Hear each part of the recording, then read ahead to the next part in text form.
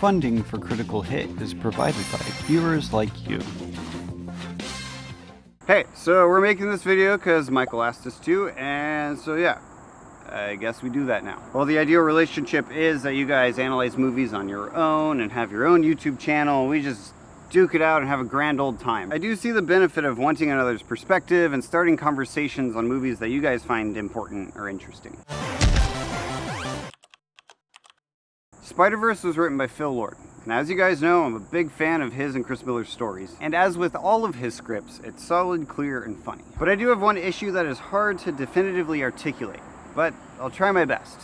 TLDR, I don't think it's his strongest script. My premise is that it didn't hit hard enough. Like, there was a clear emotional journey, Miles and Peter B. Parker were smartly written, but when the credits rolled, my reaction was more like, yeah, that was solid, not, my gosh, I need a second. And that's worth analyzing. Personally, I want every story to take me on such an emotional journey that in its resolution, my chest feels light and heavy at the same time, my body feels exhausted, and my eyes are swollen. While altogether I feel lighter and have a renewed belief in humanity. I want that with every movie. I want to be so emotionally moved that I'm compelled to mull over what the movie is saying for the next week, month, year. And I don't think Spider-Verse was too far off. It's a matter of focus rather than not having a point. It was just trying to do too much. But before we get there, I need to address the main hype surrounding this film, the visuals. The thing that most people talk about when describing why this movie's so good is its hyper-stylized music and visuals, which is a whole other tangent, but in short, a pattern that I've noticed in how many people analyze film is that essentially style equals content. So it's all about having something to say. Which sounds easy. Yeah. But most people don't have anything to say. Most people don't. They just want to play in the sandbox they want to play in. So if they like robots, they'll just throw a bunch of robots in their story or whatever and go, there, it's perfect. Yep. People mistake style for content. All the time. All the time. Yeah. Yeah, but did you see how it looked? Yeah, but what is that? Yeah. But you got food poisoning from the salmon. I don't care how good it looked. Yeah. Right? Yeah. But yeah, people mistake style for content. And it's amazing because when you watch people fall for it, you're like, oh, they don't even know that, like, it was a parlor trick. Yeah. There's nothing holding it up. That's exactly what it is. It's hollow. Mm-hmm. It's a hollow thing. And if I'm being honest, I don't really care about music, visuals, animation style, tone, etc. in a vacuum. I've talked about this before. I care about those things as they exist to clarify the story. And story exists to argue what we should do in life. So in Spider-Verse, I think all of this doesn't distract and does functionally aid in the telling of the story. And that's all I'm going to say about that. Why isn't it as punchy? What is the claim of the movie? What is its theme? What is it trying to argue? The thing with themes is that they are mechanically connected to what the character needs to learn. If the character needs to learn something to live better, then we probably need to learn it to live better too. So be careful about how many lessons your character needs to learn because each one is going to be fighting for attention. And the more you have, the less impact each one is going to have. Let's go through everything Miles needs to learn and just check it off on this list as we go. The takeaway was always that anyone could be under that mask. That anyone can wear the mask. That anybody can wear the mask. You know, that idea of anybody can wear the mask. Anyone can wear the mask. So the first problem with this claim is that it's not a claim. If a theme is trying to argue something to its audience, then it has to be able to be proven or disproven. Like, what do you mean by anyone can wear the mask? I can't be Spider-Man. Physically, I don't have spider powers. Anyone should not jump off of a building. So, I can't wear the mask. And even though the movie explicitly states at the end, I never thought I'd be able to do any of this stuff. But I can. Anyone can wear the mask. You can wear the mask. And if you didn't know that before, I hope you do now. That still doesn't prove to me that I can be Spider-Man. I still can't turn invisible. Probably not you specifically. I think it's a metaphor. Okay. Yes, I know that every story is a metaphor, so I guess we should unpack that. What does the movie mean by wearing the mask? The mask being, well, Spider-Man's mask. And what does he do with it? The only thing standing between this city and oblivion is me. Evil would destroy humanity, and hope, and growth, and future, and all of the things. Spider-Man makes the concern of humanity his responsibility, aka, with great power comes great responsibility. And so, when the movie says anyone can wear the mask, it's trying to say what MJ says at the funeral. We all have powers of one kind or another. but in our own way, we are all Spider-Man. So, how does the movie prove the claim that we are all Spider-Man, and therefore we all have as much responsibility for the present and future of our world? Well, it tells a story about a kid who chooses to run away from hard things, until one day he gets bit by a radioactive spider, and feels a sense of responsibility because of his newly gained power. They're counting on me. Along the way, he runs into another Spider-Man who chooses to run away from his marriage when it got hard, and together with the help of other spider people, they learn to take responsibility for the future of humanity by pursuing hard things. Like, what's up, danger? But that doesn't prove to me that anyone can wear the mask. You could word it everyone should wear the mask, or a different story could be everyone is capable of wearing the mask. The wording is important because it dictates how the story is written, which affects what it says. Because yeah, the movie points to this idea a lot. There's nothing special about Peter Parker or Miles. They just happen to get bit. So it could be anyone. But the audience's response to that is, well, I didn't get bit. But that's not the relatable part. The reason you relate to Spider-Man, or any superhero movie for that matter, is because of the decision to be the hero. You can relate to that and see its benefit as to who you should be. We've all been in those moments where we're split between doing the hard thing by helping someone, pursuing a difficult conversation for the sake of the relationship, intentionally spending time with a friend, forgiving, or doing the easy thing and running away and letting separation and loneliness destroy our world. But the story of Miles and Peter B doesn't argue that anyone can wear the mask, which is why the other spiders feel kind of extra. They are saying anyone can wear the mask. Doesn't matter who you are. Dancer, robot anime Spider-Girl, cartoon pig, Nicolas Cage, anyone can be Spider-Man. The issue is that all of those characters are Spider-Man. If you want to prove that anyone can be Spider-Man, follow a character who doesn't have powers, and then she inspires the community to stand up for humanity in their unique ways. That'll make your point. But as far as that point is concerned, if you think that this movie's theme is, I never thought I'd be able to do any of this stuff, but I can. Anyone can wear the mask. You can wear the mask. And if you didn't know that before, I hope you do now. I don't know about that one, Miles. In logic terms, you're saying, I never thought I'd be able to web swing, punch with super strength, venom strike, but now I can. Therefore, anyone can wear the mask. That's just untrue, even in the world of the story. It is more like anyone can wear the mask as long as they also have radioactive spider powers. This is another loud thing that Miles learns. It's one of the first things that blonde Peter Parker says. So no matter how many hits I take, I always find a way to come back. Peter B. Because you know what? No matter how many times I get hit, I always get back up. This motif is continually repeated with each spider and really hammered in when they're testing Miles to see if he's even capable of blowing up the collider after they leave, showing that at this part of the film, Miles is incapable of getting back up. Then at the climax of the film, everyone has gone back to their respective universes and Kingpin hits Miles hard. But right at that moment, his dad, seeing the true nature of Spider-Man's cause, encourages him to get up, showing Miles that his family will always have his back, which gives him the strength he needed to get up again and ultimately defeat Kingpin. This motif carries so much weight because of its constant repetition and growth alongside Miles' character. You could argue that his character flaw is his inability to get back up, and that what he needs to learn by the end of the film is resilience. One could also argue that Peter B didn't get back up in his marriage. He stayed down, and then learned to get back up even in that aspect of his life. Same with Gwen and her willingness to be close with people. But I think it's too far a stretch because it doesn't encompass Uncle Aaron, Kingpin, or Jefferson into the theme. But this theme's volume in the story certainly grabs our attention. We first hear this idea from Peter B, when Miles can't prove his ability to be the last one to blow up the collider. You won't. It's a leap of faith. Peter has to tie him up in his room, telling him that it's Miles' own fear and hesitation that's creating the chasm between being Spider-Man and being a scared Miles, which then Miles internalizes and literally takes the jump, which in the script it says in the scene that he's rising instead of falling. It's dope. This idea then is further driven by Peter B, who has to do the same thing. It's a leap of faith. While he's comfortable and skilled being Spider-Man, he's afraid of vulnerably doing the work to apologize and offer the process of him and MJ fixing their marriage. which includes taking the leap into fatherhood. It's Miles who reminds him of this reality. Other than it clearly not being the story's armature because it isn't argued anywhere else throughout the story, my biggest gripe with this whole idea is this moment here.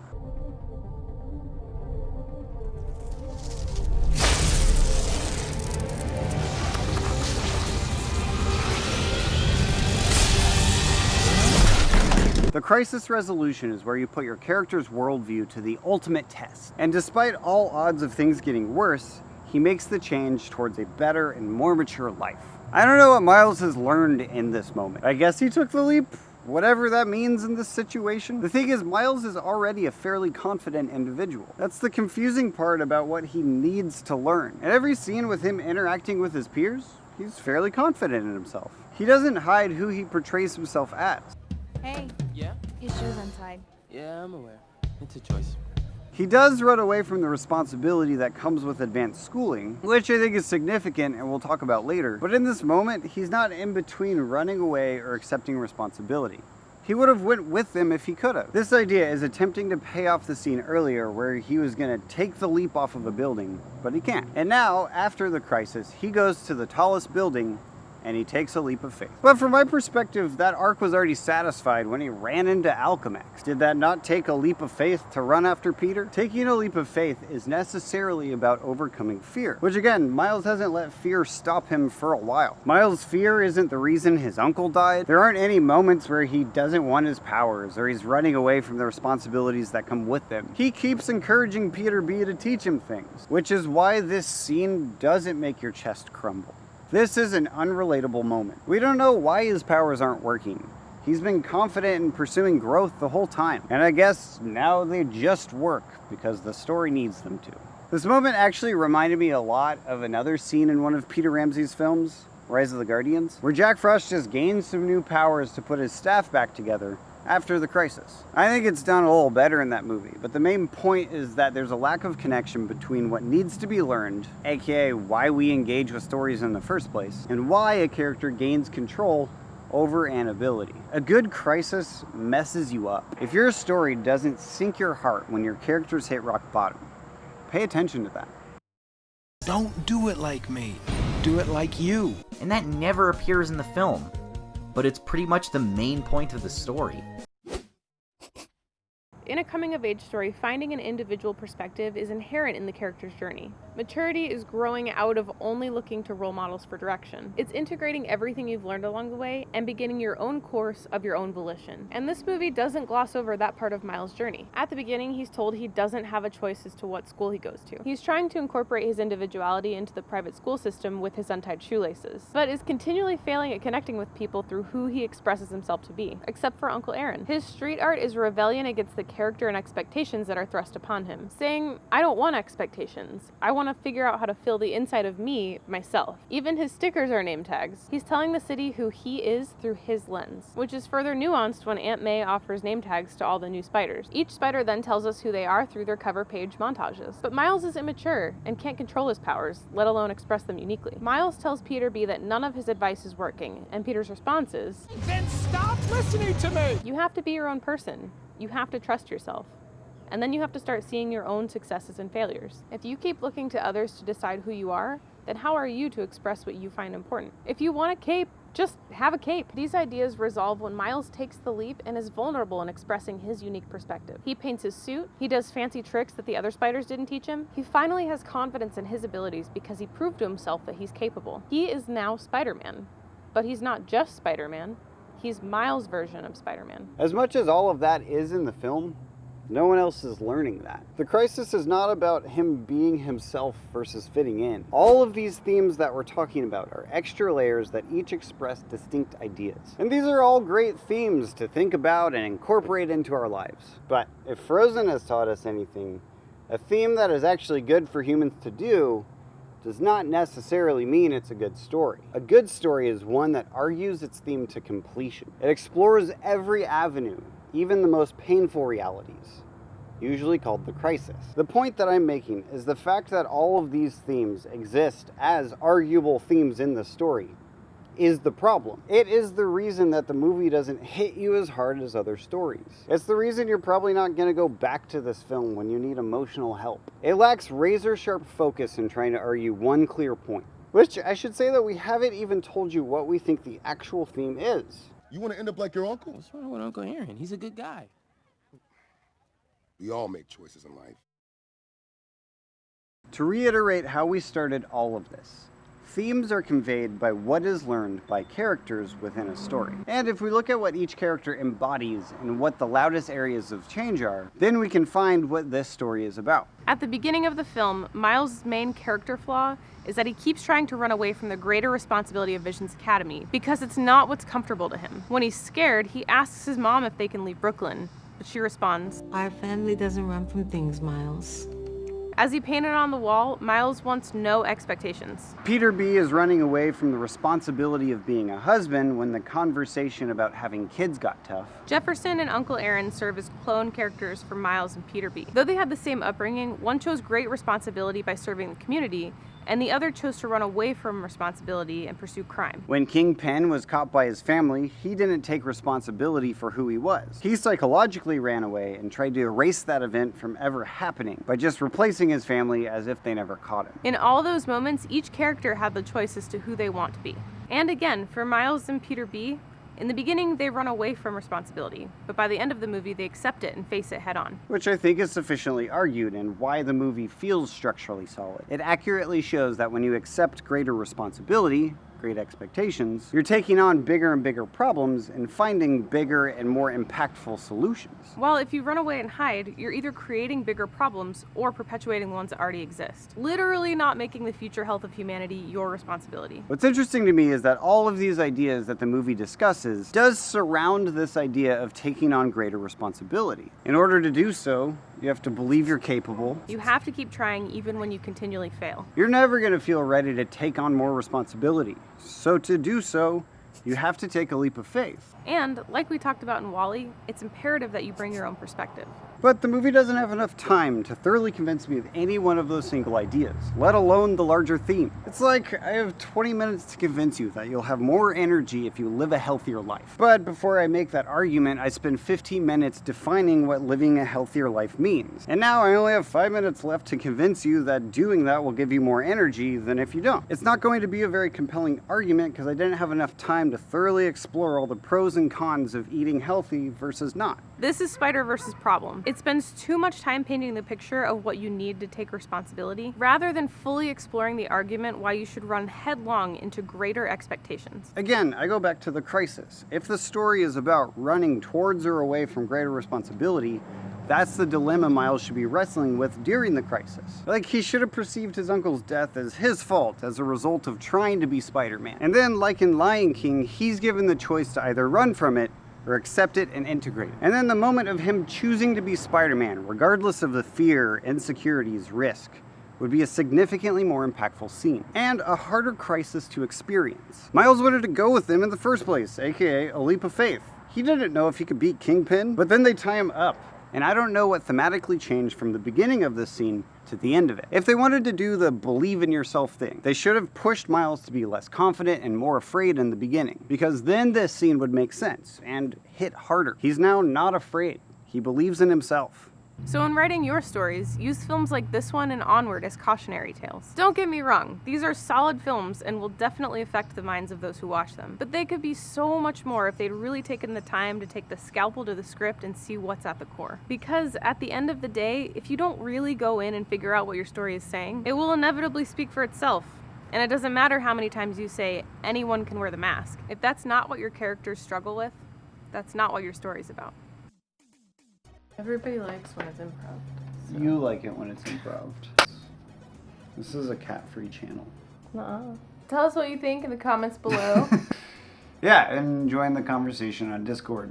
Been really enjoying the deeper conversations we've been having over there. So come join us. I was gonna make some joke about Kingpin and how if you also want to watch more on Kingpin, you can watch this animated short that me and my friends made. What else are we even talking about? I already forgot.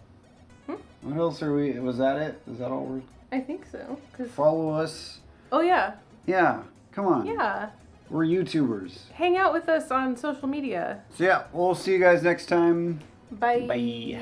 This video was produced by Frozen Was Actually Genius, Connor Fitzer, David M., Matt Laskowski, Uncle Doug and Aunt Dee Dee, Rachel Steven, Caitlin Taylor, Miley Greenwell, Scott Centeno, Richard Roberts, Pickle Princess, and Buzz Lightyear Sue. Or SU. I'm not sure. Okay, thanks guys.